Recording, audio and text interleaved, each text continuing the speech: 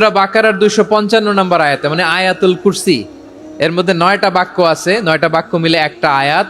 এই আয়াতে আল্লাহ তাআলা খুব চমৎকার ভঙ্গিমায়, চমৎকার ভাষা শৈলী ব্যবহার করে, খুব উচ্চাঙ্গের আরবি সাহিত্য দিয়ে একটি আয়াত নাজিল করেছেন। এই আয়াতটার নাম হচ্ছে আয়াতুল কুরসি।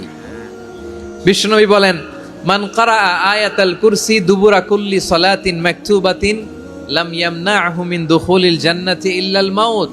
প্রত্যেক ফরজ নামাজের পরে যে আয়াতুল কুরসি পড়বে তার জান্নাতে যাওয়ার ক্ষেত্রে আর কোনো বাধা থাকে না, একটা জিনিস ছাড়া, সেটা হচ্ছে মৃত্যু, মরণ। লোকটা মরে না তাই জান্নাতে যায় না, মরলেই জান্নাতি।